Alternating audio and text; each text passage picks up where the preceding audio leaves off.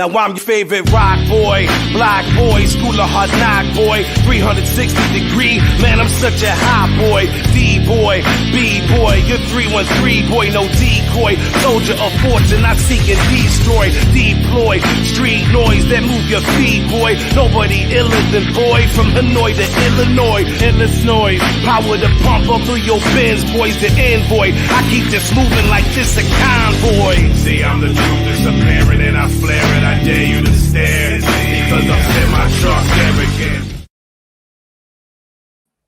What is up, everybody? Welcome back to the Nacho Avg podcast, episode 6.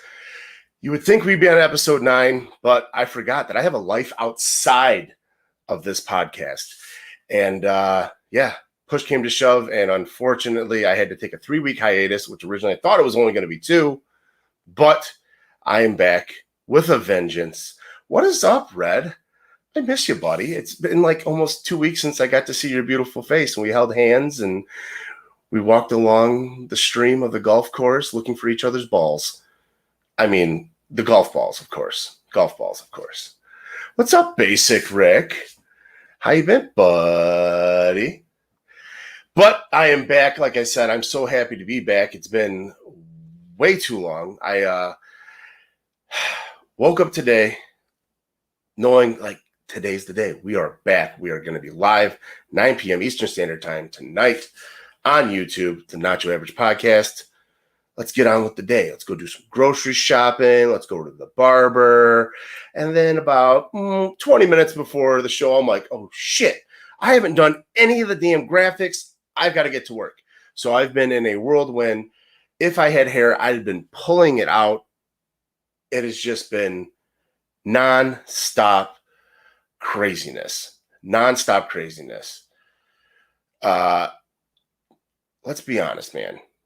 The only thing basic about you is your name, because you're giving that premium cable out. We know that.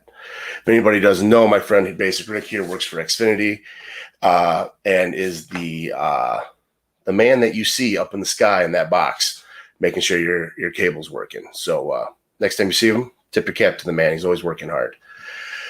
But again, I'm happy to be back. Did I make love to my barber today? Yeah, I did. He cut me so good. I had no option but to love that man. No options. But we've got a great show for you guys. I'm so happy to be back again. We're going to tackle a few little, random news stories that are going on right now. Something that's kind of going on in the sports world. It's a little bit of fun, a little bit of inappropriateness.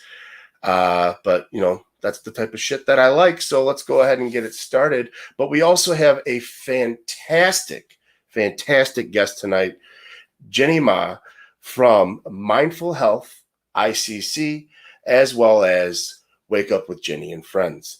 So she's got a ton of stuff going on. We're going to talk about a ton of stuff as well. So we'll be bringing her on in a little bit. And from this little questionnaire that I gave her, she's got a lot of hidden talents from what I'm starting to discover. But again, I'm so appreciative that you guys are here with us, hanging out. Well, let's go ahead and get started. So right now on ESPN, there is a big story. I don't know, big story, but it's a big issue going on between Rachel Nichols, who is one of their predominant reporters, who's having issue with apparently losing a spot of broadcasting for the NBA Finals. And apparently she's declaring that it was racially based. Unfortunately, these were leaked recordings that apparently, I don't know, from what I'm understanding, she wasn't fully aware of that she was being recorded. But she did say some things that were kind of led the trail that she was unhappy based upon the job was given away to somebody else based upon the color of their skin, which is super unfortunate.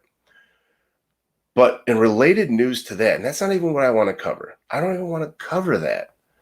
We're going to go back to the bubble. And when I talk about the bubble, for those who are sports stars or sports fans per se, last year the NBA continued their season in Orlando at the ESPN Worldwide of Sports at Disney inside what they called the bubble, where teams were stationed at hotels and they specifically came and all played in one certain area. Family members were allowed to be roomed with their family members. Players all had to be tested every single day, all because of COVID. Well, if you go back and watch some interviews that Rachel Nichols did with a specific player on the Miami Heat by the name of Jimmy Butler, things may have gotten a little off the record, shall I say, between these two.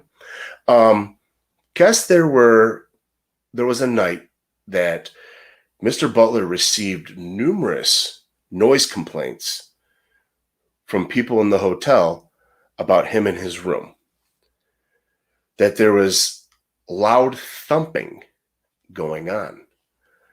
Well, apparently security reported to said room to check on Mr. Butler and his well-being. He answered the door apparently in full practice gear and a complete drenching sweat, stating that he is okay, but that he's just been dribbling a basketball. Mr. Butler, how dumb do you think we are?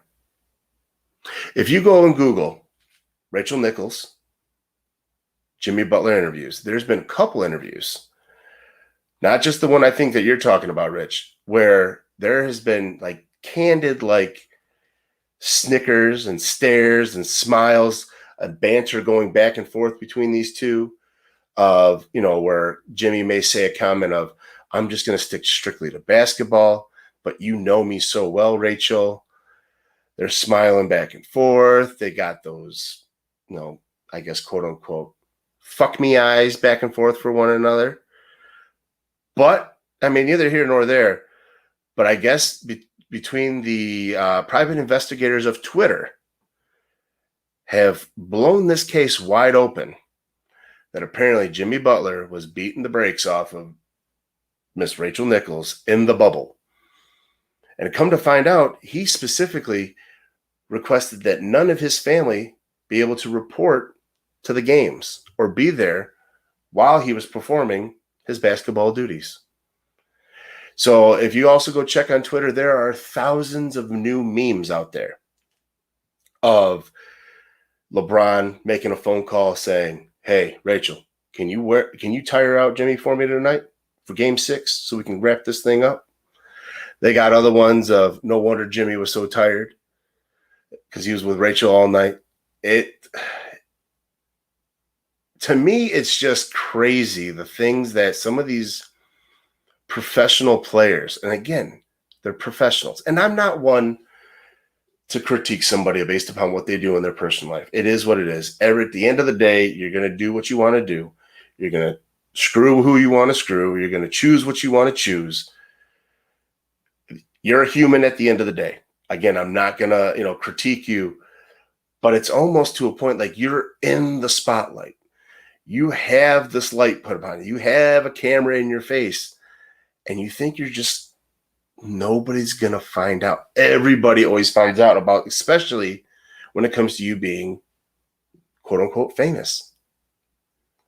And I'm not saying, again, don't start doing it. He must be better off than Nick Cannon. Come to find out, Nick Cannon's about to have his 6th kid in the last 9 months or 4 children in the last 6 months.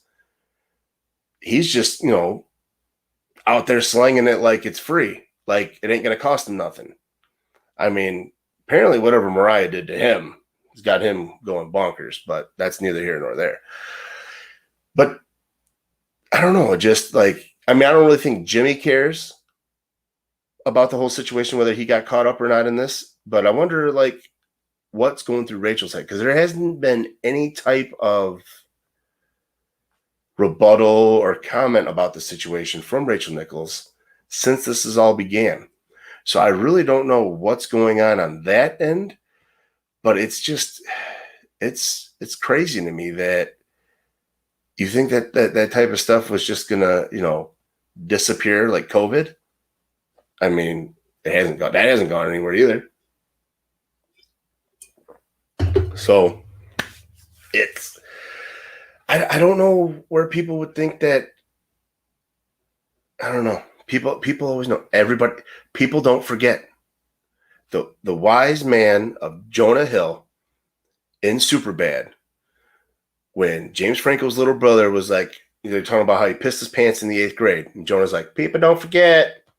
People don't forget. They never do.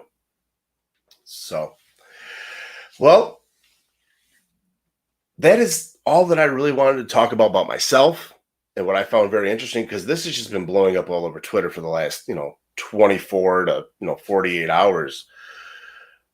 But, I told her it was going to be about 25 minutes. I guess I lied. It's only been about 10. But I'm ready to go ahead and bring our guest on. And our guest is Jenny Ma.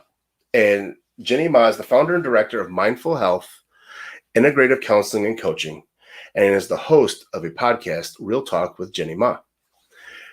Jenny loves to help people all over the world navigate positive mental health and transform their lives through mindfulness and self-discovery.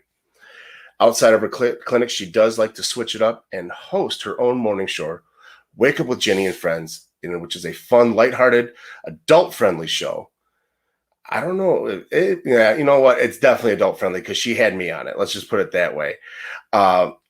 She is a very adult-friendly show. If you want guys to check it out, I know it's Monday mornings, and it's on a plethora of platforms, and I'll let her describe that as soon as we get started. But I do want to let you guys know, if you guys want to, in the upper right-hand corner here is the QR code. If you guys want to scan that, it'll take you to her Beacons page and give you all the information, all the platforms that this wonderful podcast is on. But it will aim to entertain you and keep you laughing through the week. So with that in mind, I want to go ahead and welcome my wonderful guest, Jenny Ma. Hello, Jenny. How are you? Hi, Nacho. I'm great. How are you? I'm fantastic. Thank you for coming on the show. Thank you so much for having me. I'm so excited. I love what you've done with the show. The intro blew me away. I'm so proud of you. It's such an amazing undertaking, and it just looks fabulous. I'm trying one day at a time. Every day I'm learning something new. Like I said, today, I was like, I should put a QR code so that way people don't have to keep wondering what her stuff is. It's already there for them. Yep. Remove the question, give them an answer. Remove the question, give them an answer. Mm-hmm. Does that come from your teaching background? I literally just thought about that. Like I just came up with that saying just now. Like that's how my teaching abilities go. And most of my life is it's on the spot. I play off a banter. Like, oh, you said this. Let me go ahead and say this now. There's not much of a filtration system between my brain and my mouth. Okay. Which is one of the things we will probably get into a little bit later when we get into some questioning. But for the people that are with us, besides the short, beautiful biography that I was able to provide them, what else should these people know about you? What should they know? Well, I like long walks on the beach, Nacho, and where should I start? Where would you like me to start? With the clinic? Well, yeah, you know what? Let's go ahead and start there. Let's get to the meat and potatoes first, because you know what? Right. Your mental health is a pandemic, as you and I have discussed in the past, and it's something that it's affecting the entire world. And I want to know what you do to make it better. And I mean, again, mental health doesn't always have to be a bad persona. And that's when anybody talks about mental health, it's always about the negative. And I know you're trying to shine the light on the positive and bring that forth. So let's talk about that a little bit. Yeah, I love that you said that because there is still a little bit of a stigma attached to mental health and reaching out for help.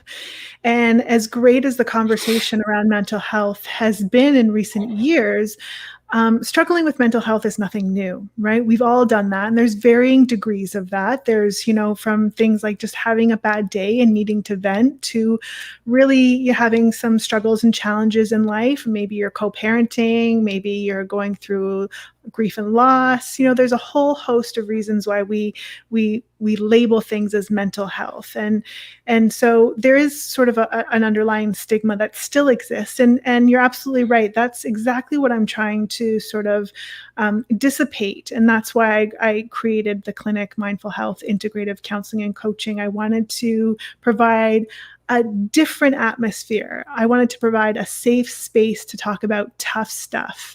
And it could be from, just again, having a bad day and needing to vent. I have a lot of clients that will just book a session and just don't even want me to talk. They just want to vent because they can't do it at home. They don't want to do it at work. And that's totally normal. My approach is very unique and collaborative. I wanted to step outside of the box, outside of the sterile clinic setting, the office setting, the super professional lie on the couch sort of theme, and go a little bit more holistic and a little bit more natural, a little bit more nature based and mindful based, and I use a lot of mindful based techniques as well. And so it's a really open, casual space, and I want people to feel comfortable to come in and just talk about whatever is burdening them. And hopefully by the end of the session, their burdens are light.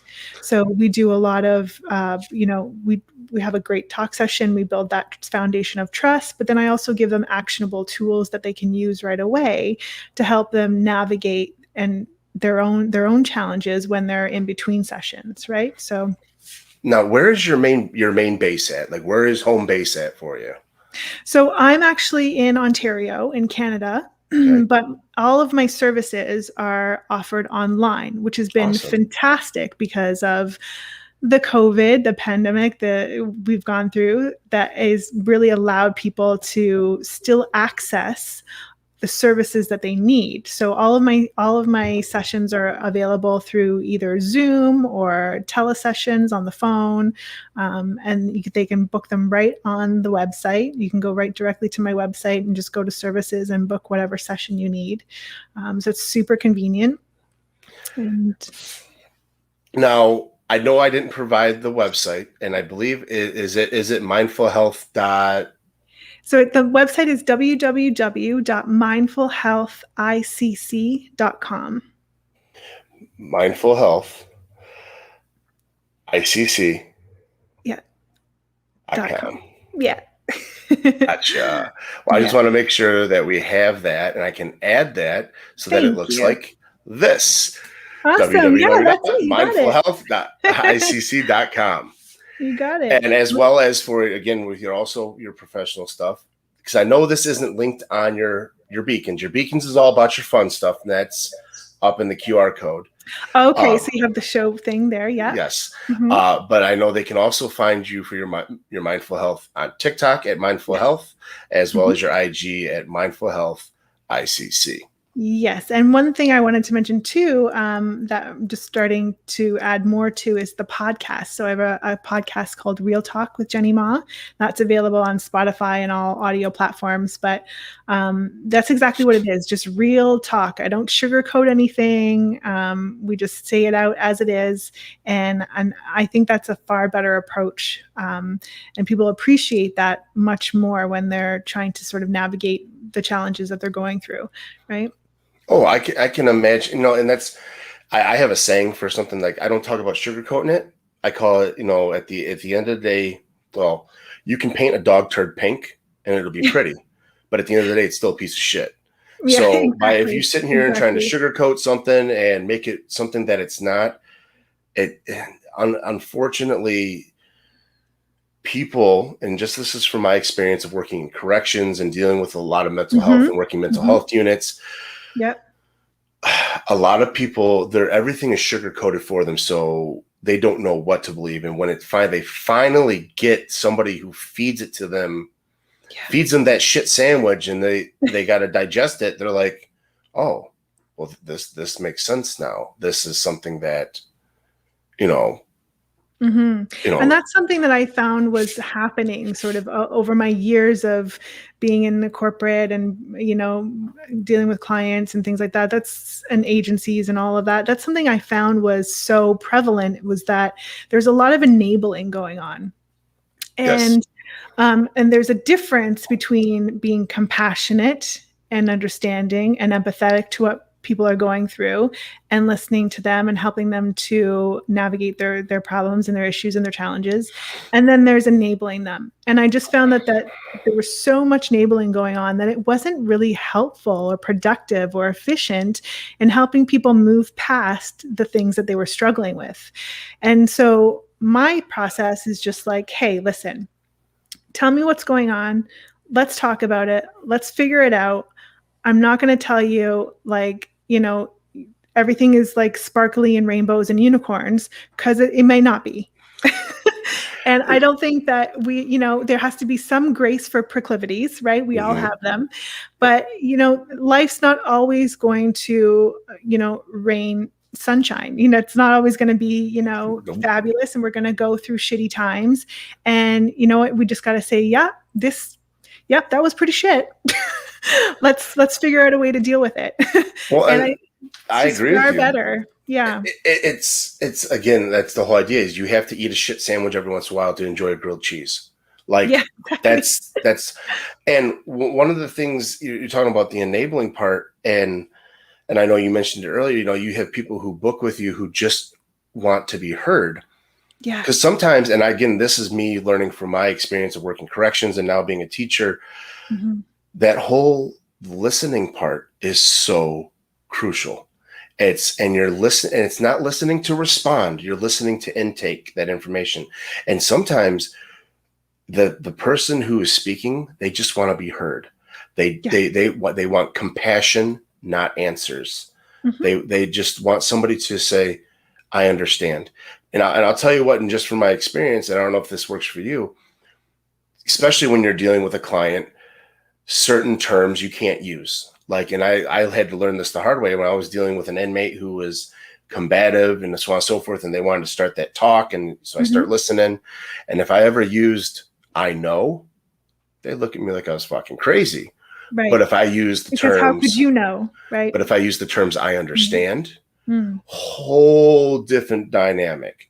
Yeah. Because, and then if I have to, then they kind of might look at me, but like, okay, you're not saying but what do you mean you understand? Like, I understand, especially the worst was when you get an inmate who all of a sudden got a phone call that they just lost a loved one.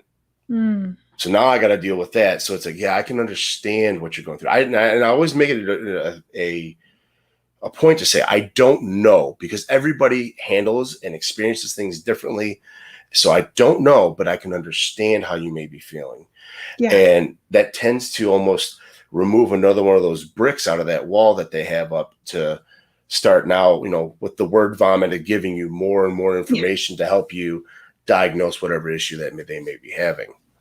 Yeah, absolutely. Absolutely. It's it's a the mind is such a powerful thing. The brain is so plastic, and it's something I talk about all the time on the podcast, on the show, and in videos, is that, it's just, I'm so fascinated with why people do the things they do, and I have such a capacity for understanding that.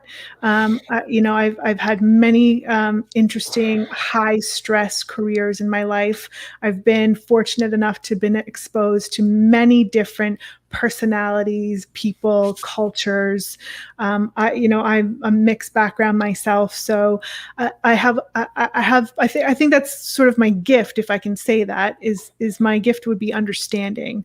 And I think that allows people a certain freedom to express themselves and to say what's on their mind in a way that they don't feel there's any judgment or bias, because there isn't.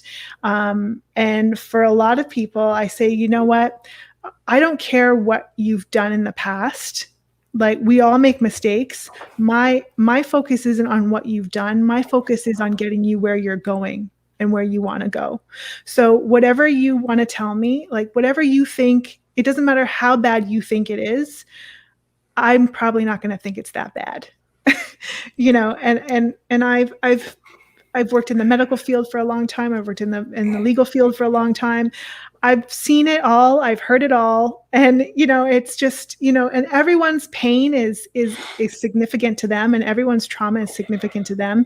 But I often get clients who are, you know, really resonate with fear-based challenges.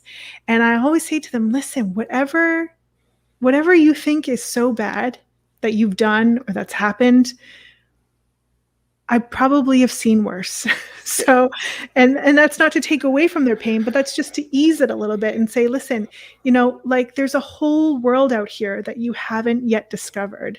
And, you know, don't be confined to living your life thinking that 15, 20, 30 people are thinking different things about you, or, you know, that you can't accomplish this goal because this happened. It's just simply not true. So we have to change that thought pattern and that process, right? And that involves a lot of, again, mindful based techniques and priming and NLP and psychodynamics and a whole host of things.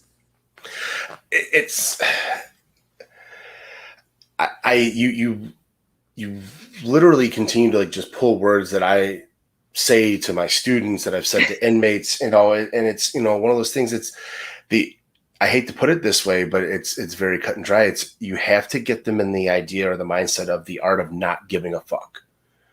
You have to get them to not give a shit about what anybody else is thinking. You only need to worry about yourself. And unfortunately, with the dynamics, especially here in the US, you know, everything is just drilled, especially down these kids' throats of, you have to, you know, have this certain tier of, you know, of people after you, sought after you, or you need to be like this person. So never individuality. Not that it's okay to fail. It's okay to be subpar. I encourage it. Absolutely. And the problem is because, again, it's if you peak already, there's nowhere else to go.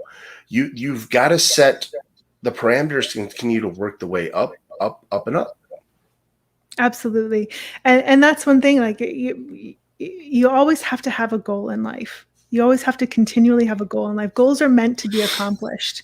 And it doesn't matter how long it takes you. It doesn't matter, you know, what's involved. If that's your goal and that's what you are destined to complete, then you will get to that goal. You will reach it. And I think a lot of people are so focused on time. Time is a really big thing for people. And I sort of take the flip side of that, where people are so worried that they don't have enough time. And I try to convince people on a daily basis, time is your friend. Time is your friend. You think you're running out of time, you're just getting started. Do you realize, like, people that are 20, 30, 40 coming to me thinking that their life is over, that they haven't accomplished anything, that I was like, dude, what are you talking about? You're 40, 45. This is the time to start. Like, do you realize that you could do nothing for another 5 to 10 years and you could still start something and be successful for another 20? Like, you literally could go to medical school at 50. You could graduate at 57. You could practice for 10 years in medicine, retire, and buy an island and enjoy the rest of your life. Like, you are 1,000% correct. But again, that's just, it comes with the stigma that everything is drilled, that you have to do this, or it's supposed to be done a specific way. It's not supposed to be done outside the quote unquote outside the box. And, you know, like originally, so I can resonate with that, because personally, like, my intentions when I graduated high school was to go to college, get my teaching degree, get my certification, become a teacher. And that didn't happen. I ended up switching after 2 years to computer science. I did that for 2 years. And then I went to school for a 5th year and switched my major again to criminal justice. And then I graduated, Dean's List, took all my prereqs, all my advanced classes at the same time. And then guess what? When I got out of college, I still didn't have a job for 2 years, 3 years. Yeah. And it was just like, so then I ended up at the jail. And then guess what? Now I'm coming back full circle, finishing what I originally planned, doing what I really wanted to do, starting over. I mean, even though this was probably the worst year I could have ever chose to become a teacher, was in the middle of a fucking pandemic, but I did it. Yeah. And I'm just looking forward to next year being my mulligan. Yeah. But not that I, did, bad this year. I did the best I could with the circumstances at hand. But again, I'm starting over. I'm on the opposite side, closer to 40 than I am to 30. So like you're never too late to start. And I can't agree with you more on that. Yeah, never too late. But there's such a pressure in society to keep up with the Joneses and to do, to compete and to have all this stuff. And I'm like, it's one thing I constantly say. It's like, stop buying shit you don't need to impress people you don't know or like. Yeah. It's the truth. It's and it happens on a daily basis. You get a career, say $150,000 a year career, and you live $150,000 a year of life. So what happens when you want to take a break or you want to try something else and it's only going to pay you $50,000, $60,000 a year? Where's that buffer? You know what I mean? If you live like you have $50,000, $60,000 a year on $150,000 salary, you have play money, you have accessibility, you have opportunity. Well, and that's one of the major issues especially with professional athletes.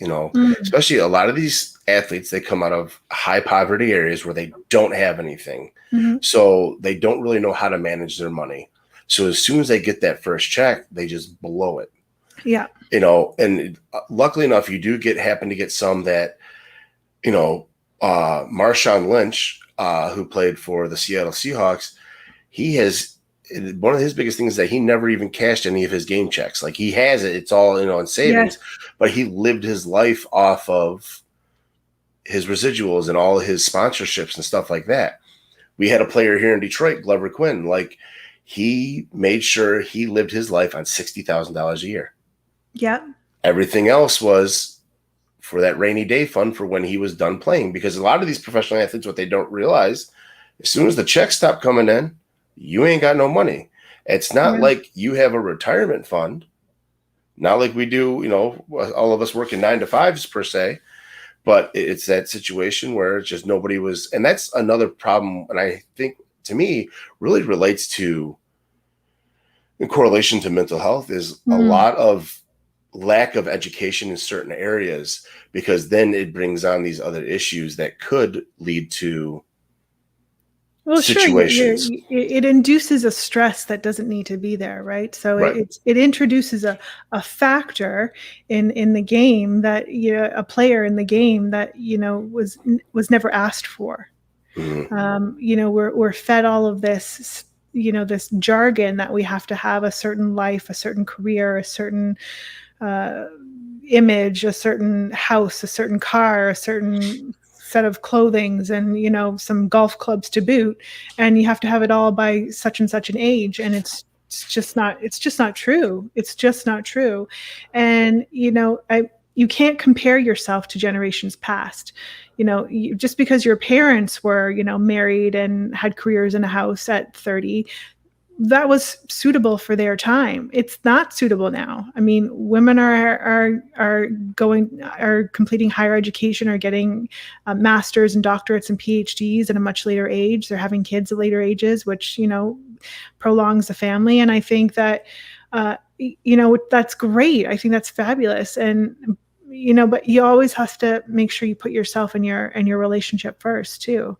That's a big thing, and that's one thing I've seen so prevalent this year during COVID, is that it's affected so many relationships. The stress of what's been going on in the world. In some instances, it's brought people closer together, but in a lot of instances, it's brought people farther apart. I've seen a lot more separations, a lot more divorces, because you are always on top of each other and we're just neglecting our needs. We're being in the same space. It does not equal quality time. No, that makes complete sense. Like, And it's one of the things, that situation where it's like, sometimes you have to be apart to appreciate the time that you're together. And when you're stuck together so much, that you can completely understand where it would drive a divide between two people. So, yeah, and one of the things I hear a lot from people, especially when I have co-parenting clients, is that, well, we want to put the kids first. And in a co-parenting situation, there's a difference between co-parenting and co-partnering. So there needs to be boundaries and lines drawn there. Otherwise, it just gets confusing for kids and all involved. But in terms of, active relationships where there's a family unit, it's not just enough, like you said, being together. It's how are we nourishing each other and nourishing ourselves? And there's always a focus of, we put the kids first above everything. That's a natural thing to say for a lot of people, but it's actually not the best thing to do. What you want to do is put your relationship first yourself, then your relationship, then the kids. Because if you aren't stable and balanced and your needs aren't met, you can't meet the needs of your partner. And when you and your partner aren't meeting each other's needs emotionally, sexually, mentally, spiritually, all of that relationship suffers, and that inevitably affects the dynamics of the household when there's children involved. So it's admirable. We have this idea that's admirable to say, I want to put the kids first. But it comes down to putting your relationship first, because if you guys aren't connected and you guys aren't stable in what you're able to offer your kids in a family unit, your kids are going to suffer. And there's just no way around that. They're definitely going to be losing in the end. And like, that's right there. What you're describing is the idea of sugarcoating shit. Like, oh yeah, we want to put the kids first. Yeah, but your actions speak louder than your words. Like, what you're doing is not putting the children first. Just to give everybody a heads up, for those who are in the audience, if you guys have any questions, comments, make sure you guys put them up there so I can bring them up. Jenny is more than welcome to answer anything you guys may, want to chime in on. We're welcoming everything. So I just want to put that out there. So based upon your clientele that you service, where do you find the most, I don't want to say issue, but the hardest journey to find your breakthrough? Is it with males, females? I don't want to say that there's only two genders, because we all do know that people identify as trans or, bi. Like, where do you find your most difficult journey to, break through the wall? Is there a certain type of person, or? Yeah. So the majority of my clients are men. And going into this practice, I naively thought that the majority of my clients would be women for some reason. I just thought women would, would make up the majority of my clientele and would really appreciate, the talk sessions and being able to have a space to vent. And it turns out that it's 80% men. So, which is fabulous. And I love that, because we are still in this society that doesn't promote men expressing emotion. And I'll first and foremost admit, I am terrible at it. And we've gotten a little bit better as the years have gone on, and as of late, with the rise of the conversation of mental health. But there's still sort of an inherent biological factor that men are predisposed to not express emotion. Right. And so I was thrilled to have been able to and continue to be able to help men along that journey, because it's such an important part of who they are and what they are able to offer their community, their families, their business, the benefit of having a safe space for men to come to and to unburden themselves. The benefit of that is exponential. So I'm so thrilled and pleased about that. So that's sort of the ratio of my clientele. In terms of like sort of like a hard nut to crack, I guess you're asking, it is breaking the barriers. Everyone's unique in their needs and their challenges. Everyone struggles differently. Everyone it gains insight differently. The goal of mental health services and mindful based therapy and what we do at the clinic, if you have a good therapist, and this is my view as well, it is not to be dependent on your therapist long term. I certainly don't want my clients to be dependent on me long term. I love them to come back for touch-ups every once in a while, or to be with me as long as they need to be in order to be able to navigate their own experience in life. But that's part of what therapy is allowing you that space for self-discovery and learning about yourself and self-care and how to manage your emotions. What are your triggers? Triggers are a big thing, what are the things that trigger you in your environment? Are they certain people? Are they certain words like you were talking about earlier? Those trigger words, learning how to deal with those and manage those in a way that's kind to yourself and to others. Because when you're in a place of calm, you're in a place of power. And that's my goal, is to get you to a place where you feel secure in your abilities to manage your life. So that's what I try to do at the clinic in a very holistic, very mindful based way. When you're doing, you said holistically, and you have these, I'm assuming, activities that you possibly do with your clients. Do you have like certain activities that just tend to like be like your guarantee? Okay, this one's always going to work, so I guess we should start with this one. Like, do you have a set plan? Do you have a game plan, or is it all individual based upon the client once you meet them? Yeah, so it isn't cookie cutter. It's all individual. Everybody's needs are unique, and I have to be able to meet the client where they are.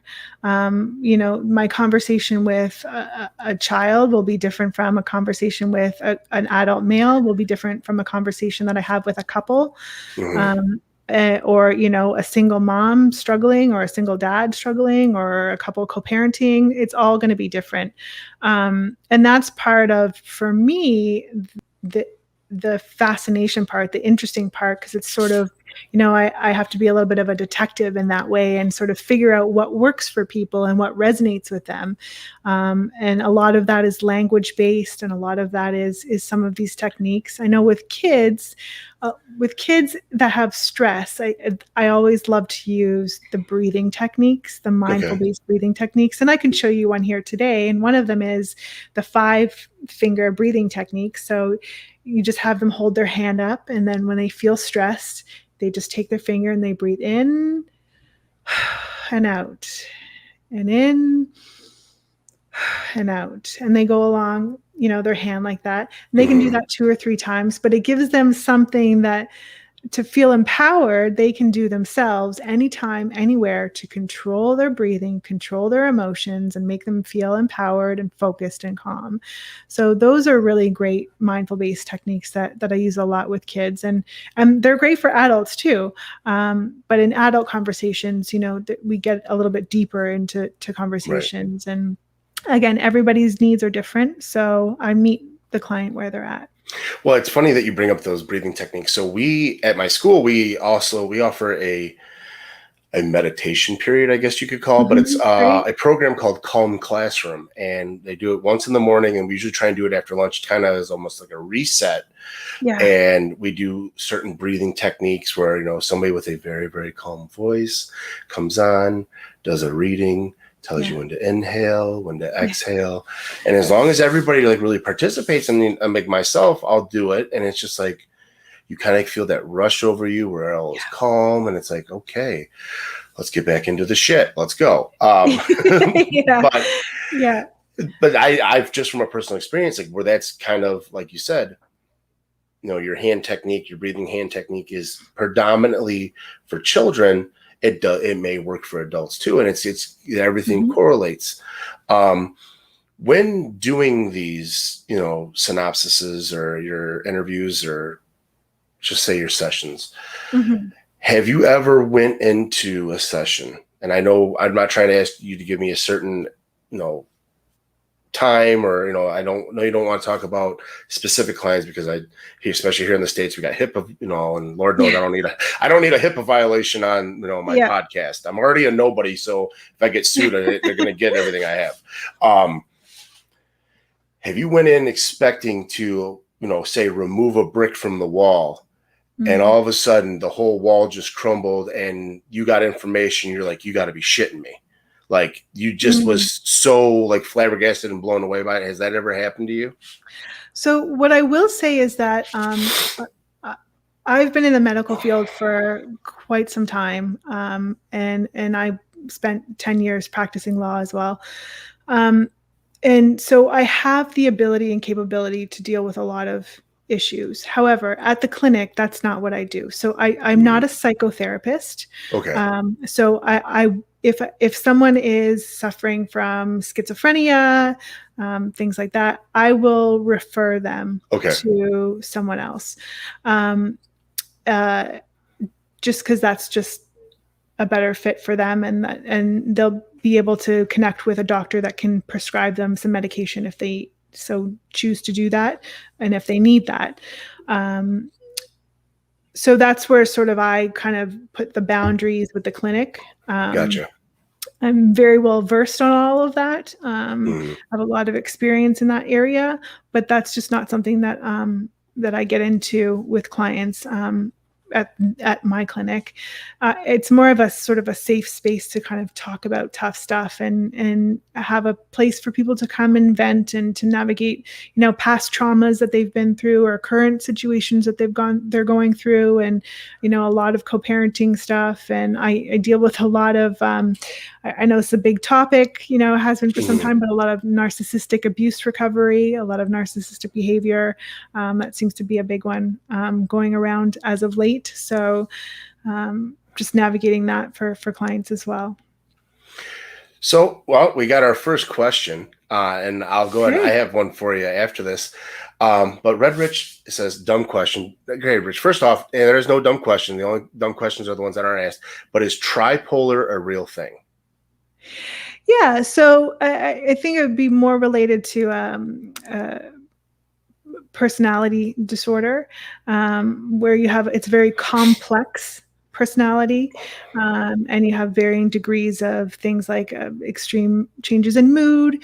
You have maybe there's some addictions involved, or some obsessions in there, maybe some extreme behaviors. You may find that a person challenged with that or struggling with a multipolar disorder or a borderline personality disorder often has very stormy relationships, and they tend to be a little bit more difficult or extreme in relationships. Maybe struggling from some past traumas. So absolutely, that's something that's not off the table. There's lots of labels that we like to give things, but really what it comes down to is a complex personality. And so that's, you've got to sort of dissect that. And that's kind of what I help to do, is just sort of reverse engineer all of that stuff. So what are the triggers? Why is this a behavior that you're wanting to change? And if so, why? Because the other thing is that I can have a client come to me and vent all they like and have multiple talk sessions, but if they don't want to change, then there's nothing that I can do. All I can do is listen in the session and help them, give them ways to sort of calm their stress. But there's some people that just really resonate with their disease, their challenge, their affliction, and in those instances there has to be a willingness to change, at least partially, and that takes time for people. And some people don't ever get there, and that's okay too, as long as they have a space to come to unburden themselves of what's going on in their head. And it gets kind of crazy and messy up there sometimes, and you just got to talk it out. But if there's a willingness to change, and there's a wanting to change, and there's an interest to spark change, that can happen fast or slow. That's dependent on the client. Well, you just mentioned, about borderline personality disorder. Mm-hmm. And again, that's one of the reasons I put up your Instagram. I highly suggest you guys go follow Mindful Health ICC on Instagram, Mindful Health on TikTok. Jenny actually posted something today in her story about borderline personality disorder, and I was reading it prior to the show, and I'm just sitting there like, oh, okay, this is no information I didn't know. And it's just, you're always dropping tidbits of information that are, to me, extremely useful for people who may not be in the know. And I can't thank you enough for doing things like that.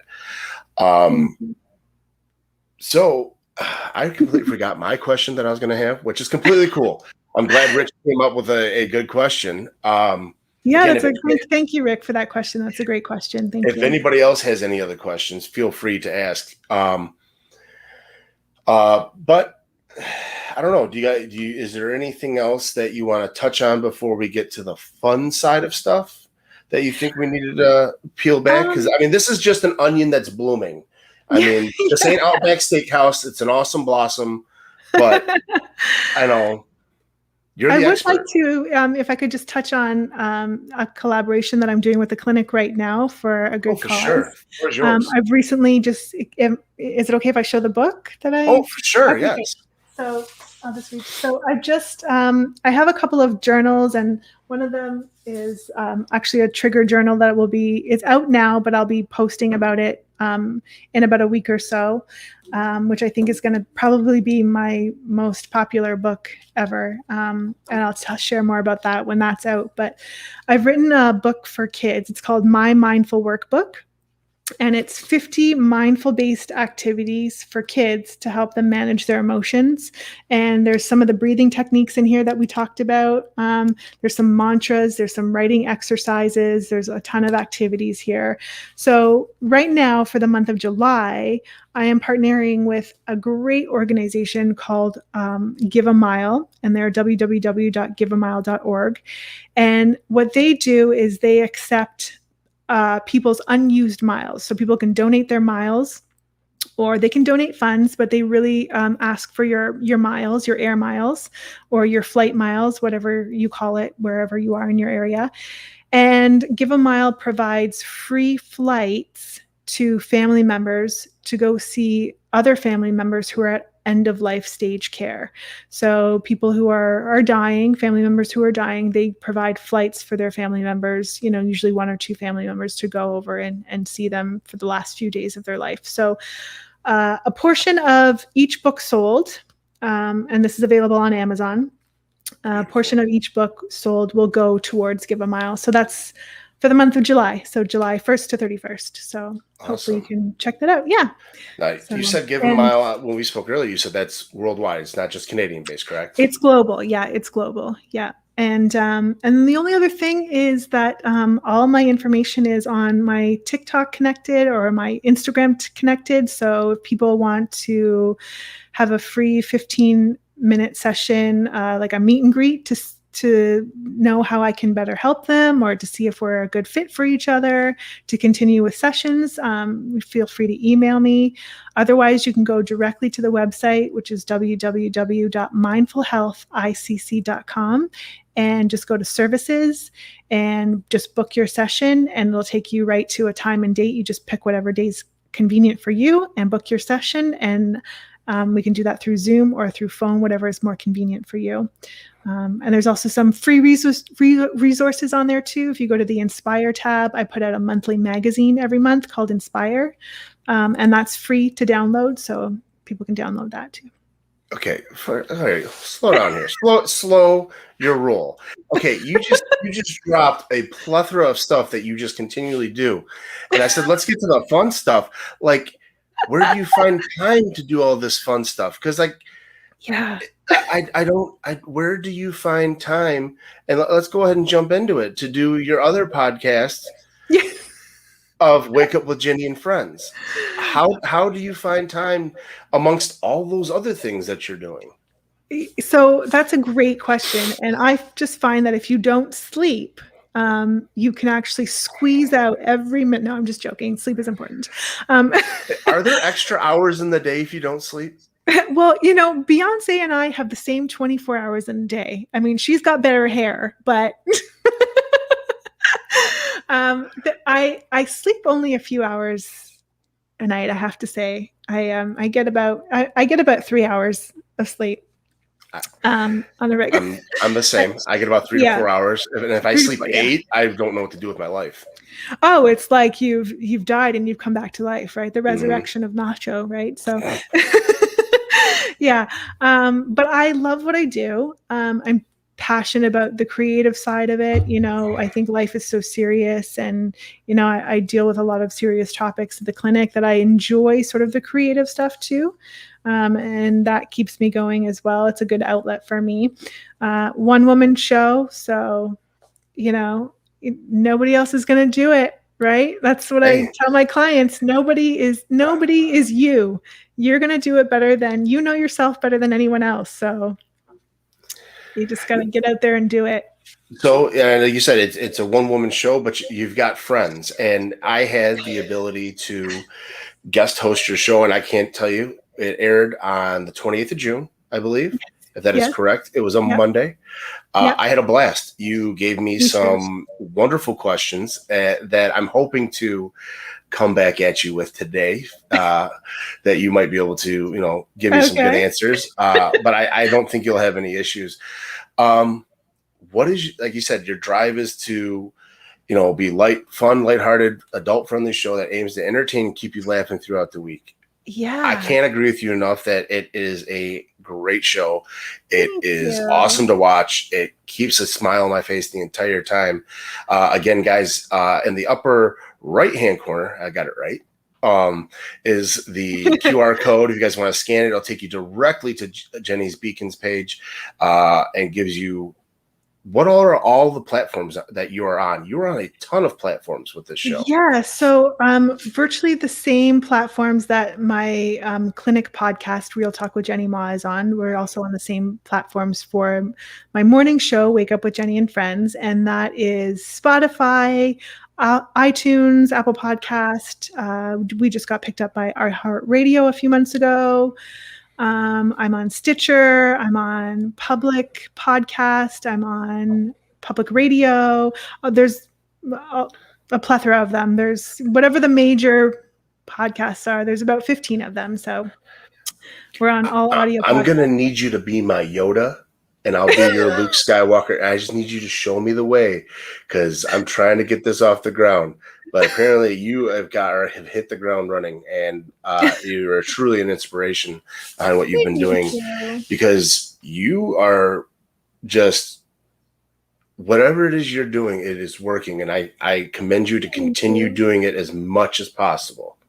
Oh, thanks. That touches my heart. I really appreciate that. Thank you. Yeah, it's, I had a dream to sort of, have my own show, and this year I started it. I finally jumped in, and a few things were sort of taken care of that were off the back burner, and I got the clinics up and running, and I thought, now's a great time to have a show. And it's something I always wanted to do, and I just jumped in with both feet, and it's going great. And I loved having you as a guest, and we'll have you back on again. It was fabulous. I had an amazing time, and it's a new co-host each week, which is something different for me, which is fun and exciting. I never know what to expect. And the feedback's been amazing. I mean, it's doing really well. We're, increasing in followers every day, and getting some sponsorships on board. And that's been really fun to work with some really great, amazing companies. And it's just a lot of fun. And it's a totally different vibe from the clinic. So,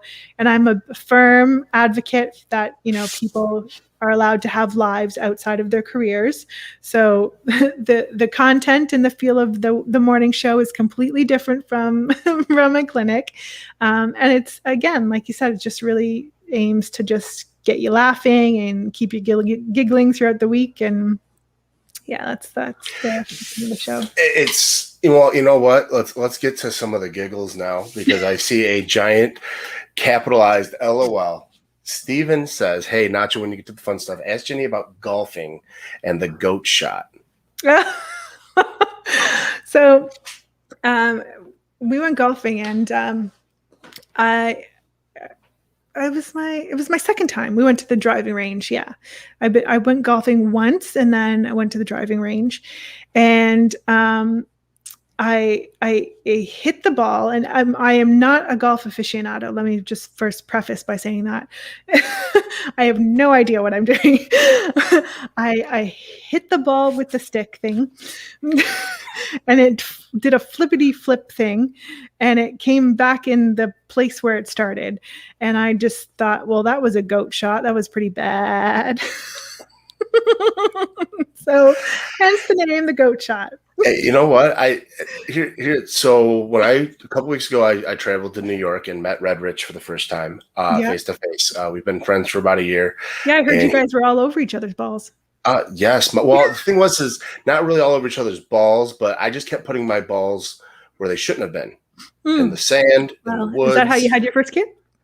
Yeah, you know what? That's neither here nor there. That's a different show. That's like Skinamax or Cinemax that comes on past 11. So that's when you can get away with a little more stuff.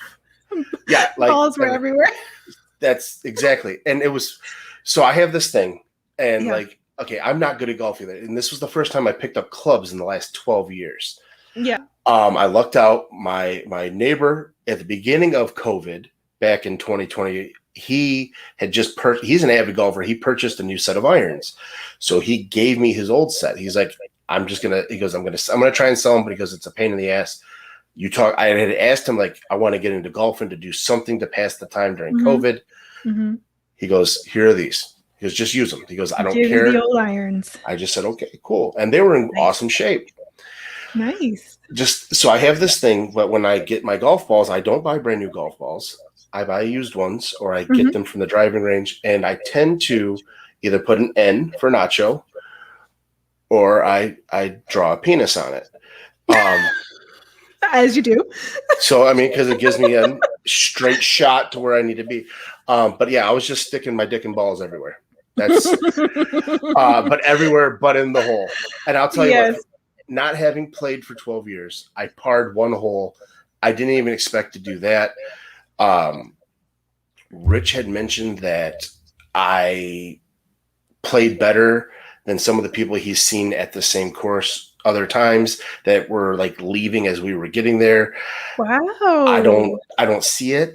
I need to go more often, but like I said, it's going to be a part of our trip when he comes here to Detroit. And then I think after that, we haven't talked about it yet. I think it would be cool to take trips elsewhere to go play at different courses, just to be in different states. But that would be fun. Speaking of dick and balls, did we ever discuss my college greetings for my friends? No, but we're going to go ahead now. We're going to do that.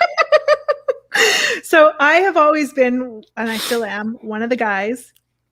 I have maybe 2 friends that are girls, but all growing up and still this with day today, all of my friends are guys. So it's just something that just comes natural to me. So so in college, my friends would never say, if they see you in the hall or see you out somewhere, they would never say, hey, how you doing? Or, hey, what's up? They'd always say, hey, how's your dick? So you can imagine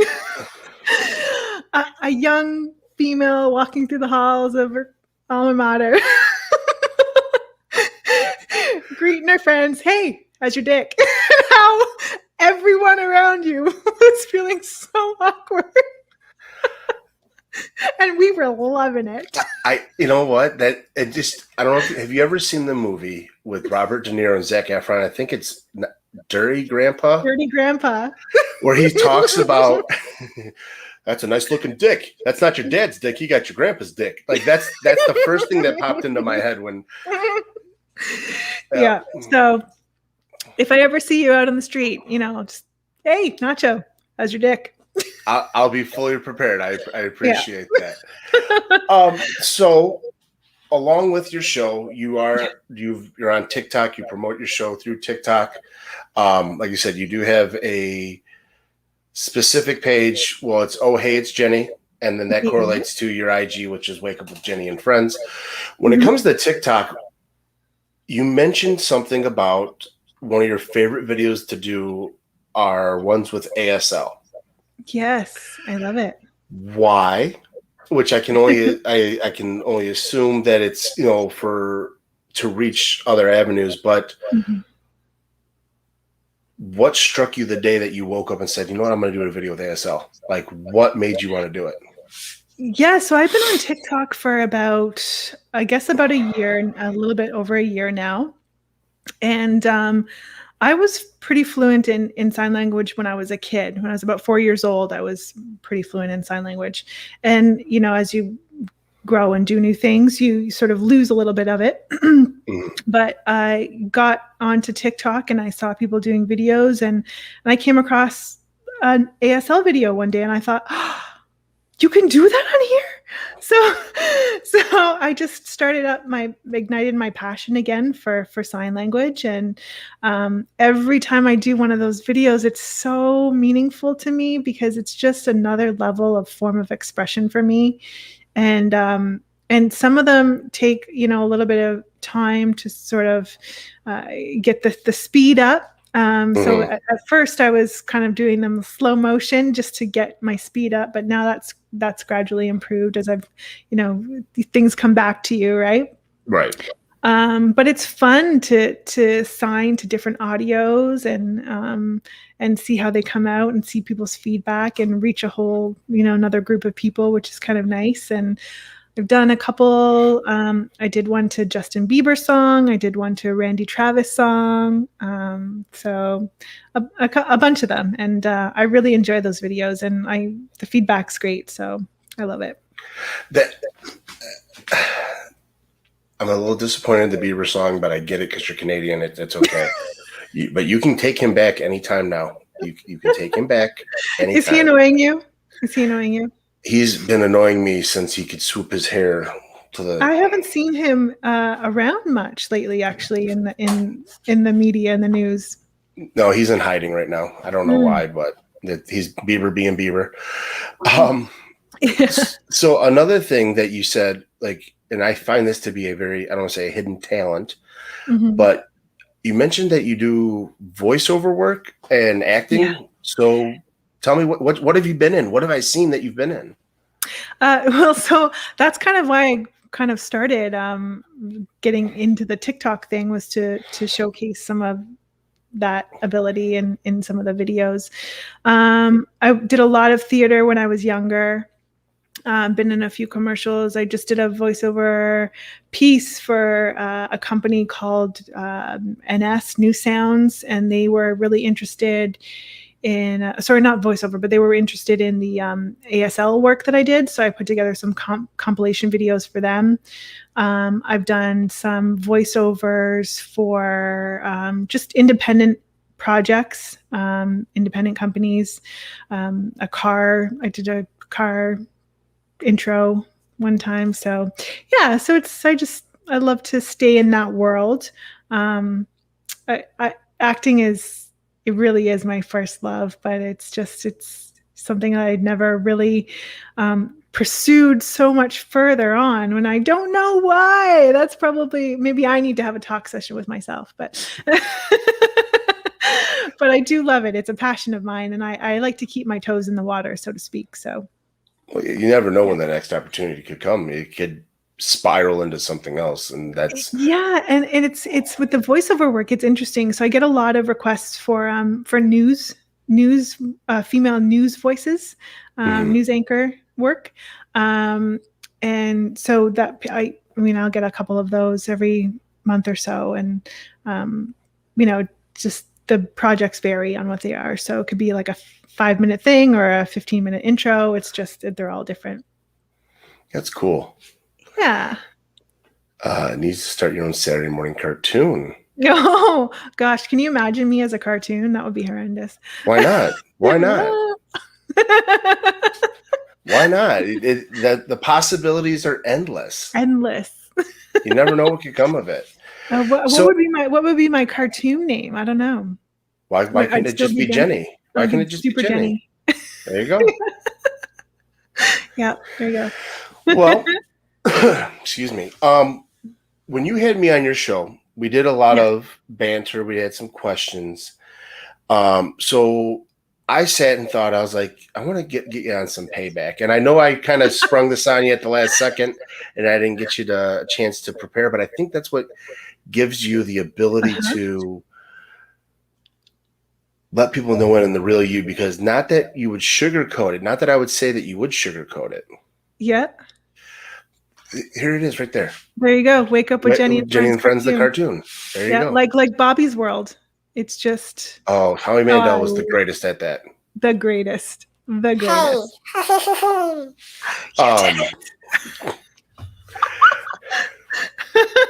I can do that. I can do another one, but I'm not gonna say the name because I'll probably have to pay royalties. But oh boy.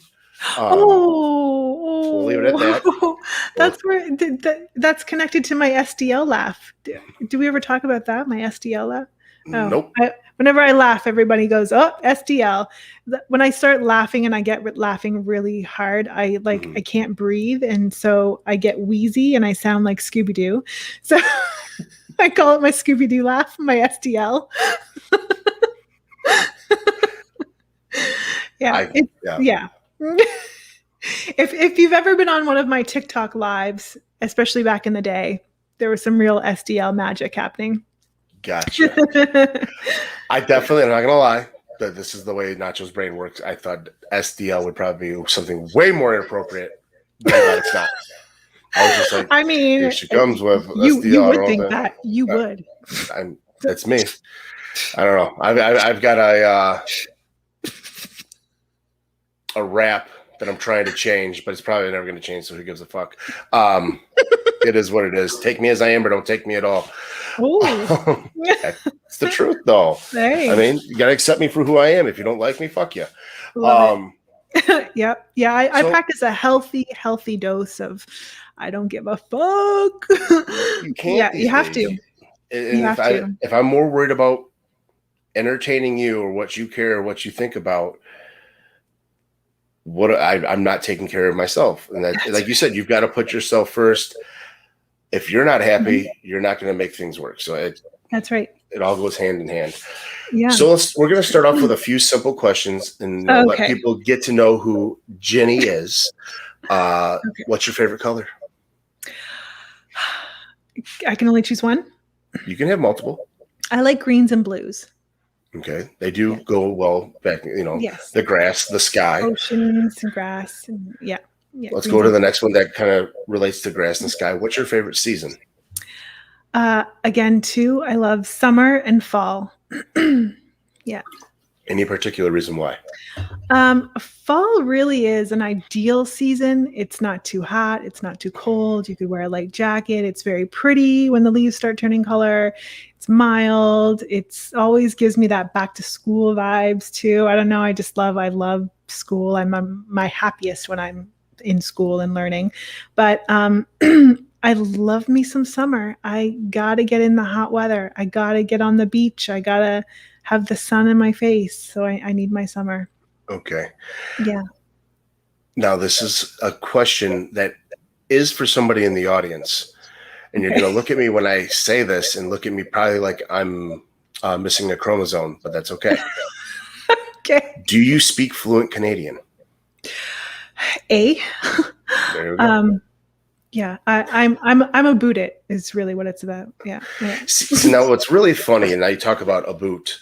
I don't know if you've ever seen the movie Escanaba in the Moonlight. Never. So it's about this town that's up in the Upper Peninsula of Michigan called Escanaba, and the whole UP has this heavy Canadian meets Wisconsin like draw, shall I say. And they're called Yoopers, and they do say A and things like that, but it's again being the same state, you feel like you're going to a completely different country the way things are set up there. But it's an inside joke that we have with Red Rich. that he thinks Canadian is a whole different other language. But I A love the man whole to other death. dialect. Yeah. Yes. So we don't actually say a boot. We do often say a. Yeah, I Mhm. often say a. But it's always interesting to hear people say the name of the city that I live in when they come to visit, or when they're, from a different country or a different city, because they'll often fully and completely pronounce the T's in Toronto, and we say obviously Toronto. We don't say Toronto. We just say Toronto. Now I'm literally sitting here saying it in my head, Toronto. No, in Michigan, I say Toronto. You don't say Toronto. Toronto. Yeah, it's funny when people, especially, what's funny is especially people from the States will come over and say, "Oh, I'm in Toronto." And we're like, "Where the fuck is that? We're in Toronto." Okay. Yeah. So you're from Toronto. Your favorite colors are greens and blues. Favorite season is summer and fall. Yes. Okay. What is your guilty pleasure? Avocado. That if you No. Okay, sorry, continue. No, you're good. That can be your guilty pleasure too. What is a guilty pleasure that you have that if you were to inform somebody of this guilty pleasure, which you're going to tell people today, they're probably going to look at you and be like, "That's weird." Words out. Guilty pleasure that people would think. People already think I'm weird, so I'm kind of covered there. Guilty pleasure. Well, I'm vegan, so I make, instead of ice cream, I make nice cream. But we'll call it ice cream for the sake of. What's so nice about it? Well, that there's no animal products and no dairy. It's just, Gotcha. it's just like an almond milk, or, a plant-based milk and frozen fruit, and you blend it up and it makes ice cream. But we call it ice cream. Well, but I like to put popcorn on my ice cream. So that's probably maybe an odd. That is odd. And I as you can tell, I have not missed a meal. You look great. You look great. You're very tall. You're very tall. So yeah, I mean, you shouldn't miss any meals. I'm usually the first to know that it's raining. So I guess what's your safe word? Steven wants to know. I don't. Mine's rutabaga, but okay. Okay, well, hey, I mean, if I knew it was supposed to be a vegetable, I would have said cucumber, but whatever, we go with, keep going. So that now that you're not out in the dark, and I guess I should have been nice enough to start answering these questions as well. So I guess I'll go back. So my favorite color is blue. Favorite season is spring and fall, even though I like working in the summer out in the yard and getting a nice tan, and I hate the fucking heat where I'm sweating for no reason. So it's just summer and fall. My guilty pleasure that people would think is weird is cleaning my ears with Q-tips. Oh, well, you got, who doesn't use the Q-tip? Well, no, I don't know why there's such a I use anything. If I got a key, I'll stick it in my ear. I don't care. It's just the sensation of something. It feels so good. I cannot help but clean my ears all the time. I clean my ears at least with Q-tips 2 to 3 times a day. Other objects, I don't know.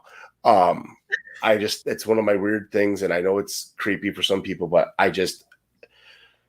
my ears have to be constantly cleaned. And I know they say you shouldn't clean your ears overly often because you're supposed to have the wax there too. Yeah. But my thing is all these people that get all this buildup of wax, I'm like, well, I guess I'll just wait. And I love cleaning my ears. I have to. Well, I love that you said that you use Q-tips, because there's such a hate on for Q-tips. There's all these different machines that you're supposed to use now. Excuse me. And I'm like, I don't know. I use a Q-tip. I love a Q-tip. I can't definitely came into a strange conversation. All right, Callie, stop with the judgment.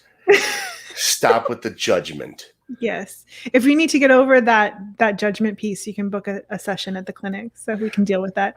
Exactly. And if you need to go ahead and book that, remember we're at Mindful Health on TikTok, Mindful Health ICC on Yeah. Instagram, or directly at the website. Yeah. So I have to ask you if I can ask you a question, because you Of mentioned, course. it's summertime and being sweaty. And I recently had Darren and Charlie on the show, and we were talking about that. We were talking about the ball sweat, and All right, let's get into this. I'm ready. Well, it's been a great evening, and Oh, it don't bother me. Like, okay, so give you a little background on why I just don't give a fuck what people ask me, and I'll answer any question. yeah. I was put into the predicament, and God rest my grandmother's soul. I had to explain to my grandmother at Thanksgiving dinner what a blumpkin was. What a what? Oh, so you don't know what a blumpkin is? Awesome. What? A blumpkin.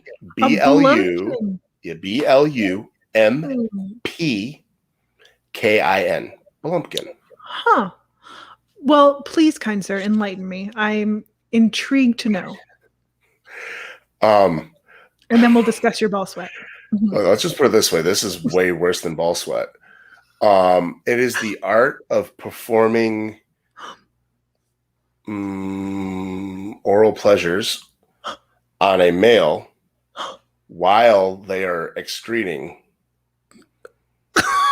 at the same time. And a guy doing this to a guy, or just guy doing it to a guy, girl doing it to a guy. So giving a blowjob when he's coming. Well, not while he's coming, while he's taking a dookie.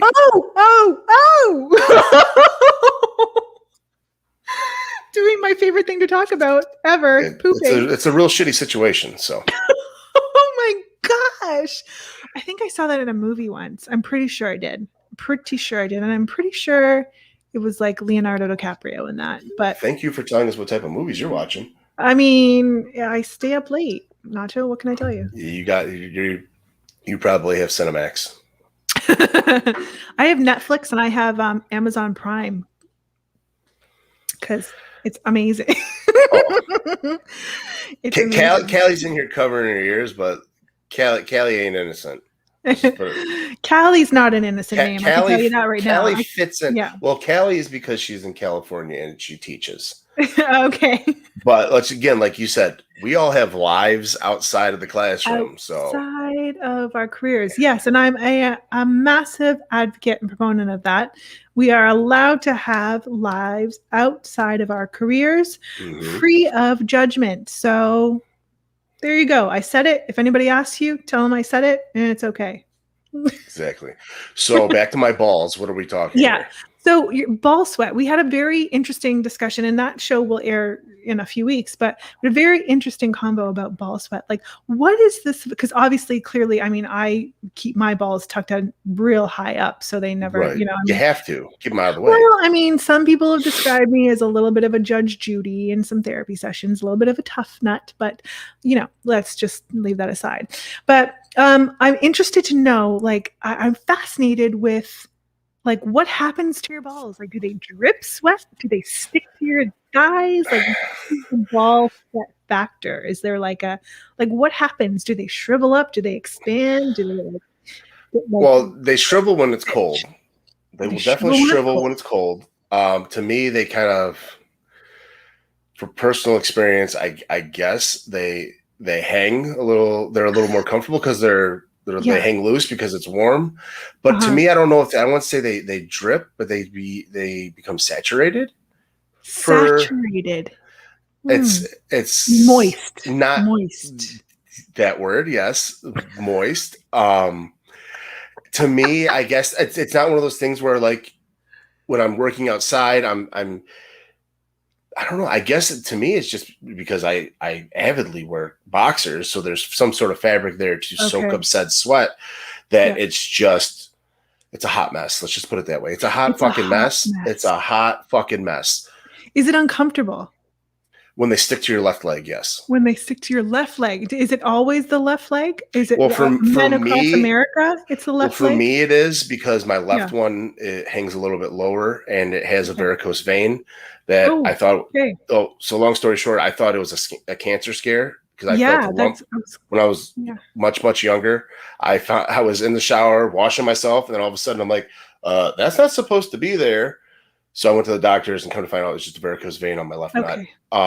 So his name is Lumpy, Lumpy. Oh, God love him. Yeah. and the right one's Ralph. So Oh God. Well, I love that you name them because I often I name my hemorrhoid. It's just, you know, Charlie. He makes an appearance every so often.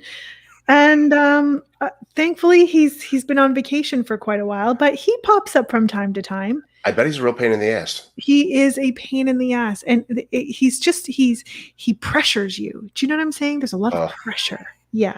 So I often have to lie down when Charlie comes over, but you know, thankfully he's been on vacay. There's been no hot sauce action going on lately, so we're good. Well, I hear his friend's a real asshole, so. Yeah.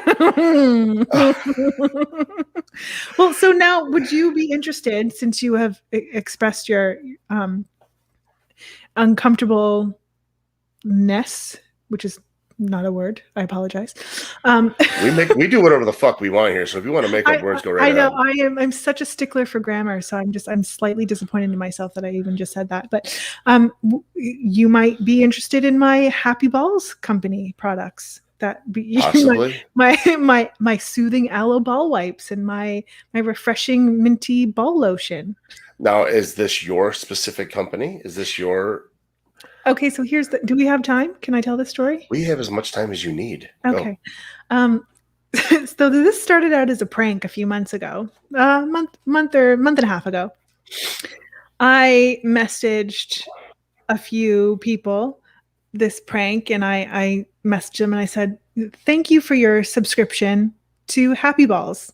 We will charge your account, you know, $1.99 for the service fee, and we'll send you your free sample products in the mail." Something to the effect of that. I kept it going.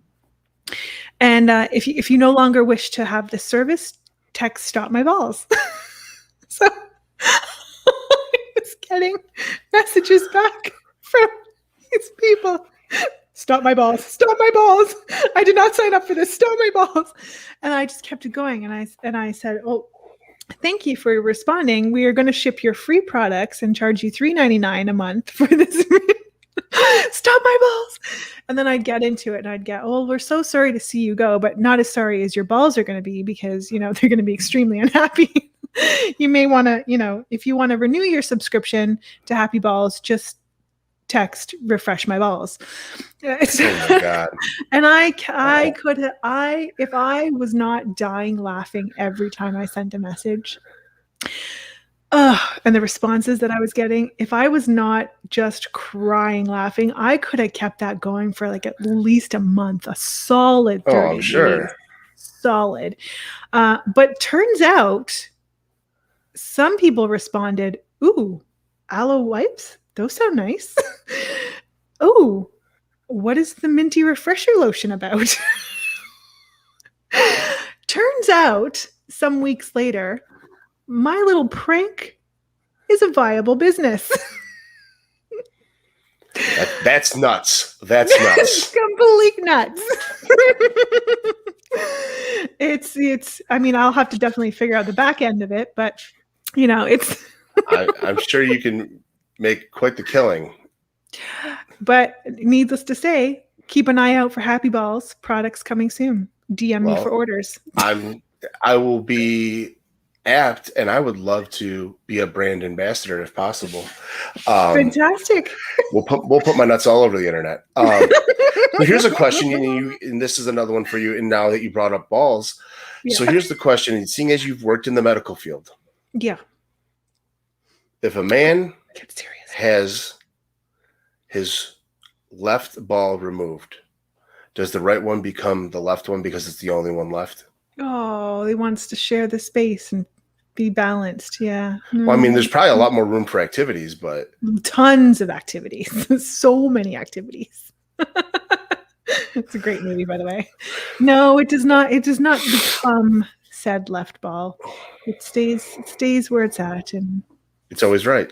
often it's always right. Often lonely. Okay, next question. Yes. Do you currently now, or have you ever in the past, had an irrational fear? I thought you were going to say some- erection. I'm like, no. Have you ever had an irrational erection? Nothing gets my dick hard like boundaries.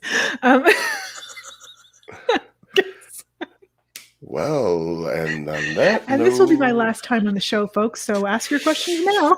Yes. No. But yeah. So yes. Have you ever, or have you now an irrational fear of something? An irrational fear of something. No. I'd have to say no. Nothing. Irrational? Like something that you just like now that you look back, you're like, I should have never been afraid of that. Like, Oh, well, I mean, if we're talking just a regular fleeting fear, I mean, we all have those as kids and growing up, and sure. But I mean, at this stage in my life and for a very long time now as an adult, and this is not to be pugilistic or anyway, or, braggadocious, but Right. I'm really not afraid of anything. I mean, I've been through quite a bit. I've seen quite a bit in my 21 years so far. I'm not afraid of anything, but and I love adventure. I mean, I love rappelling. I would love to go skydiving. I love, all that. That adventure is just freedom to me. So I love doing all that kind of stuff. But well, I mean, but la-di-da. You're well, just fucking Superwoman over here. No. Hardly, but no. I mean, we all have fears. We all have, fears. Is when you're Like a kid, you're afraid you're going to get in trouble, or you're afraid. Oh no! Like you know. I got in trouble all the fucking time. But I'm Yeah. talking about like, so I'll give you mine. Mine when I was growing up, I had a terrible irrational fear of pennies. Sorry, pennies. Pennies, pennis, like the change, the money. Okay. Was it the copper color? It was the color, the smell, and how when they tarnish, they turn green. Like it, like somebody could come and like try and touch me with a penny, I would freak the fuck out. Yeah. So did you associate that with death? I don't know what I associated with. I just think it was because I think mainly because of the smell. I don't know what, it was yucky and I didn't like it. And for the longest time, it wasn't until I think maybe I was 12 that I finally like got over that fear. I mean, even now I'm fucking 36 years old. I still think somebody's in my basement when I'm walking up the stairs. I don't, I start taking 2 steps at a time because you never know who the fuck's in your house, but wearing your shoes. Let's not get started on this. Let's not get started. Yeah. Next question for you. Okay. Is a hot dog a sandwich? Oh, why you gotta fuck with my emotions like that? God, I mean, this is the same issue with the, is cereal a soup? God, is a hot dog a sandwich? You know what? Let's just go all balls out on this one. Let's wild it out. Yeah, it's a sandwich. It's a fucking sandwich. Yeah. Well, good, because technically by the Webster Dictionary, a sandwich is constituted as a single piece of meat between 2 pieces of bread. Why a single piece of meat? Or a split. Why are we roll. limiting ourselves from the get-go? I mean, well, that's just, I mean, I don't know who's sticking 2 wieners on 1 bun, but that's again another late night show. Yeah. Alrighty. So this is going to be the last episode of the Nacho Avg podcast, and insurance call. And you know what? We can go ahead, and this is something that might be a little bit more elaborate. Okay. What is a conspiracy that you believe to be as true? Oh, gosh. Sorry, you know what? Before we get to that, Callie, no, grilled cheese is a sandwich. It's not a piece of meat. Sorry. It's any type of meat, cheese or stuffing per se in Stuffing, between yeah. 2 pieces of bread or a split roll?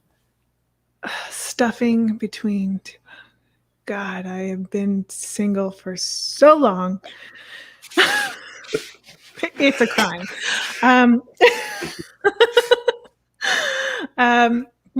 Interessante. What was the question? Conspiracy theory. What is it? One conspiracy theory that you 100% believe in? 100% believe in. 100% believe in, or that I want to be true. Yeah, I, it can be. I want aliens to be true. I want aliens to be true because I am already so fascinated with the human mind that to be able to explore what I would, and I'm probably incorrect in saying this, but to be able to explore what I would think they have a mind, explore that's just bleh, fascinating, bananas. So that's just incredible. If there were aliens, I think, Elon Musk would have been, tipping us off about it already. He's a I don't fucking time know. traveler. Nobody can tell me any different. That motherfucker is a time traveler. I don't know. I want that to be true. I don't go too far down the rabbit hole, but of conspiracy theories and medicine. But having been in the industry for a long time and seeing the assays and seeing the research, and having been privy to some information that isn't necessarily mainstream, I am aware of something. I'm just trying to watch while I stay here. Come on, give it to me. Give it to me. I am aware of things that have been created, that if people think there's something up, there probably is. All right. So, okay. Just leave it at that. All righty. Yeah. So, yeah. Okay, and I will give you 2 of mine. One I'm not going to really deep dive into. Mm-hmm. Epstein didn't kill himself, hands down. He didn't do it. And that I'm basing that, and I'll get into it, is based upon my prior experience in corrections. Yeah, because you've done that for a while, right? Mm-hmm. Yeah, I did that for almost 10 years. So, like, just from my prior experience, Epstein didn't kill himself. But the one that I wholeheartedly do believe, or OJ is innocent. OJ did not. Did I tell you how much I love you? OJ did not kill his wife. Honey. Listen, Linda. Listen, Linda. Come on. Listen. It was his oldest son from his previous marriage. All signs point to that because, one, the gloves were sized to fit him. They found that black skull cap, that there were pictures. He didn't take his son's gloves with him. There were pictures of his son days prior blown in that skull right cap. In the skull cap, they found pet dander on said skull cap, and then days previous to that, there was a picture of his son wearing the skull cap with his dog, and that was the dog that they found the pet dander from. So his son and himself never had any prior contact before the murder? No, his son hated Nicole. And his son and OJ and his son never had any prior contact before the murder. No. Never had any prior contact. Oh no, they had. I mean, they were father and son, but the fact about the murder that about to take place, no, there was no. And then when they found out it took place, OJ tried to help him cover it up. He's accessory, but he did not commit the murder. I love that you think that. I love that that's your viewpoint, and Hey, but everybody. Here's the deal. And I'll tell you right now. I used to dead on think Carol Baskin killed her husband. I know you said that on the show. But guess what? I might be changing it. There's some information that I've been reading because I've been reading about conspiracy theories as late. It might not have been her.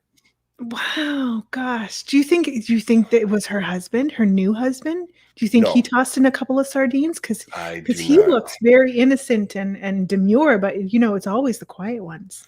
Well, it's always the quiet ones, but I don't think it was her. I think it was, he had a lot of enemies in other places, and he had a side chick in another country. Like it, just, there's a bunch of more information out there. So here's the deal, and I want to tell this to all people.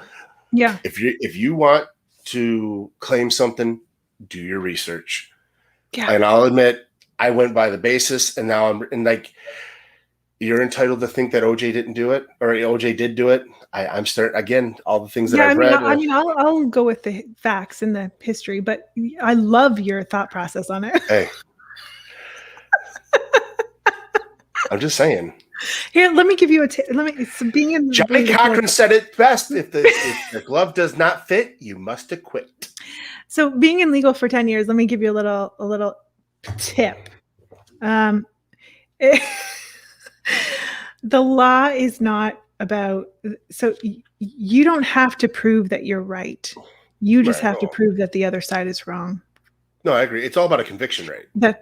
And that's the underlying basis for everything. I know people are talking right now a lot about Bill Cosby, and he got out on a technicality and all this stuff. It's not a technicality. And I know people don't like to hear that, but it's not a technicality. It was an error in judgment. And because of the law, he was made to forego his rights and wasn't given divulge due process. Information that he didn't plan on. He wasn't given due process. And it doesn't make it right. It doesn't make it fair. Nope. I still think what happened was disgusting and deplorable, and I am disappointed that he will not be fulfilling his sentence. But that is the law. So it's not a technicality. He didn't get out because he's a person of color or this or that and the other thing. It's not a technicality. That is the law. Someone made a misstep in the process, and that is the justice system. And that's where the justice system is fucked. And that's my opinion to that. I agree. Yeah. And again, that's the word technicality makes it sound to me like an excuse. It makes it sound like an excuse, but again, that's how the judicial system was set up. Like he gave out information under false pretenses, basically, and then they tried to go back the opposite route with it. So therefore, it made everything null and void.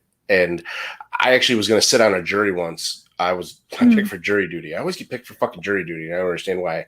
And I always tell them, like, I was in corrections. I think he did it. Like, I literally will say that, and then I'm like, why? I said, well, he's guilty of something. That's why he's fucking here. Yeah. But long story short, they led into it, and the case ended up getting thrown out in a mistrial because they were leading him with questioning that was going to have him, basically give information under false pretenses, so on and so forth. So it's unfortunate. That's the way that things went down with Mr. Cosby. Yeah. The notable thing with that is that it's now known. It's, there's a little bit of vindication for the women who have suffered for so long, for so many years in silence. There's a little bit of vindication for them in some small capacity that what happened did happen, and it was true, and it happened on many occasions to many different women. And unfortunately, people are not just going to forget that. And that's just not something that you're no longer going to remember Bill Cosby in the same way you did prior to this event. Love him or hate him, love the show or not. And I always say this, it'll all come out in the wash. Everything that's done in darkness will come to the light. So, and being a person of fame you're not exempt from that. So it's exactly what I was describing in the beginning of the show with the whole Rachel Nichols and Jimmy Butler situation. Like, did you not think this was ever going to come out? Like, what? So I'll admit, I don't watch the news. So that's why OJ didn't do it. You don't Well, watch no, the I news. no, I go to court. Yeah. But what is, because I see something about Rachel Nichols on TikTok, and what's the deal there? Does So she? long, look, the So big thing was is she the African American lady? no, she is the She's Caucasian woman. Caucasian lady, and she She didn't get a was job. she didn't get a specific job to Mm. basically work the NBA finals. And she was claiming that it was given to another woman. And unfortunately, I can't remember the woman's name. So I'm going to get hate for that, which is fine. Uh-huh. Somebody But type it if you know. yes, thank you. That it was given to her based upon all the situations that ESPN's had in the past. It was given to her based upon her skin color.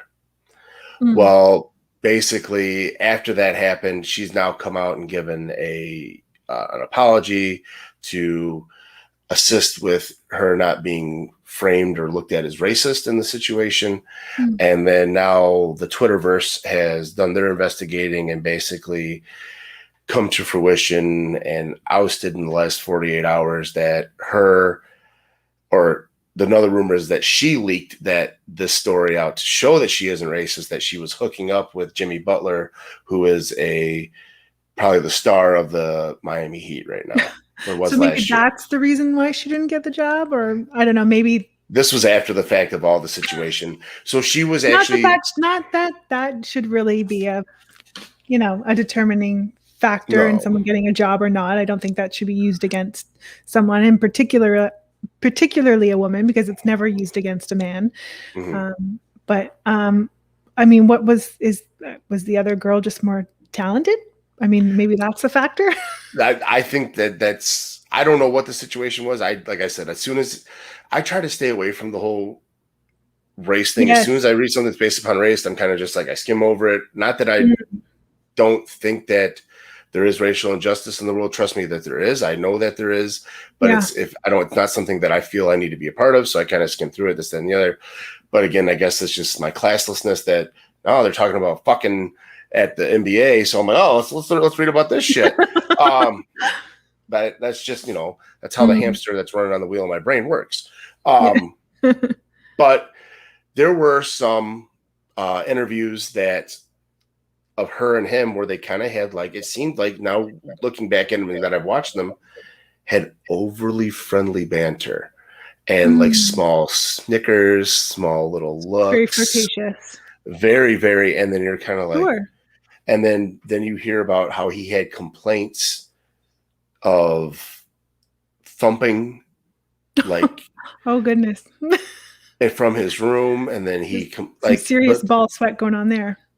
Exactly. So, who knows what was really going on? I guess it really technically hasn't been confirmed, but all signs point to they were boning in the bubble. So, hey, I'm not opposed to anyone getting their shoes shine, but getting their shoe shine. I've never heard that. I'm so I'm full of them.